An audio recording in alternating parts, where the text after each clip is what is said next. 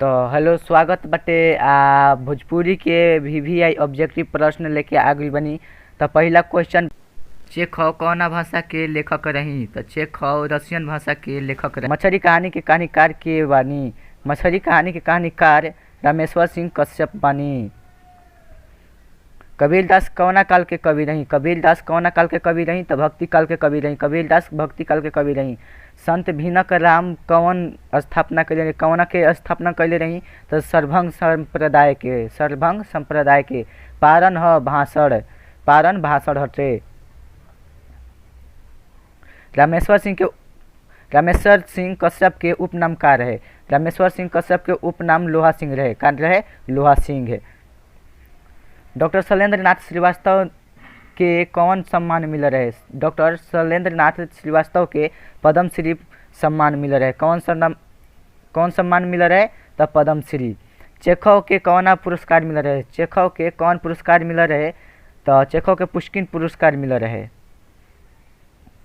कबीरदास के जन्म कौना दिवस के रूप में मनावल जाला? तो कबीरदास के जन्म भोजपुरी दिवस के रूप में मनावल जाला। बटोहिया गीत के गीतकार के रहे? बटोहिया गीत के गीतकार के रहे? तो रघुवीर नारायण। कबीरदास के साहब के घर कहाँ बा? कबीरदास के साहब के घर अगमपुर में बा।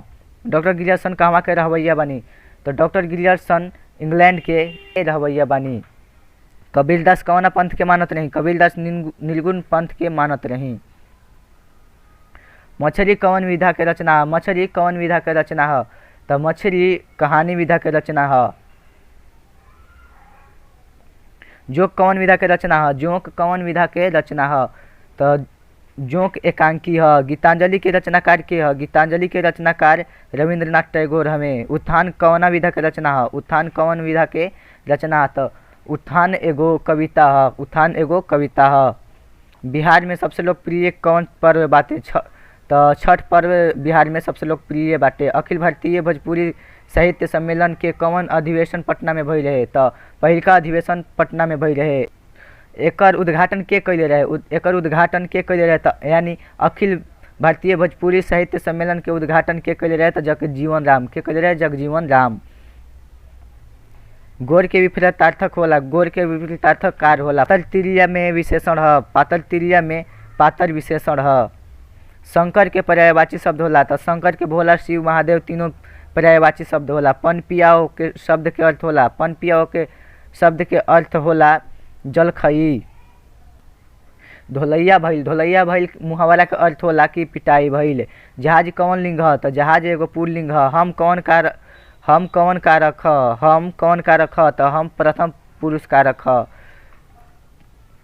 तुम कौन कारक है? तो तुम मध्यम पुरुष कारक है। वह कौन कारक है? तो वह अन्य पुरुष कारक है। एह में स्वर है? एह में स्वर अ है। एह में व्यंजन है? एह में व्यंजन प है। स्वर कितना होला? स्वर कितना होला? तो स्वर 11 गो होला। व्यंजन कितना होला? तो व्यंजन 33 गो होला। व्यंजन 33 गो होला। आग शब्द है?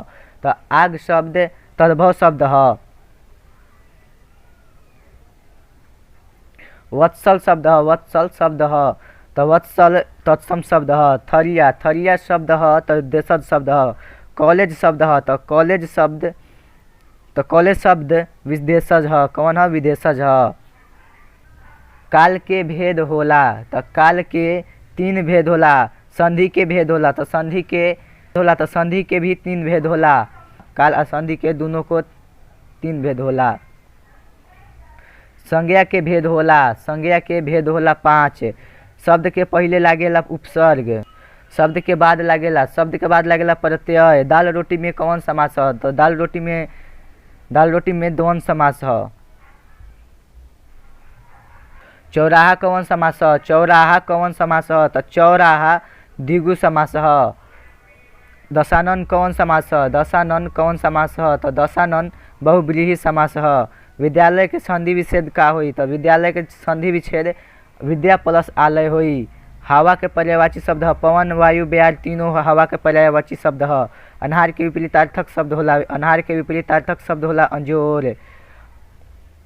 दूगो लास्ट क्वेश्चन बचल बतवन जौना में हिमालय कौन संज्ञा है, तो व्यक्तिवाचक संज्ञा है, कैसे कि केहू के नाम है। द्रववाचक संज्ञा यानी तेल हो गई। तो ये लास्ट क्वेश्चन रहा द्रववाचक संज्ञा तेल। तो कैसा लागल वीडियो जरूर से जरूर बताइम कमेंट बॉक्स में। आ चैनल के जल्दी से जल्दी सब्सक्राइब कर ली।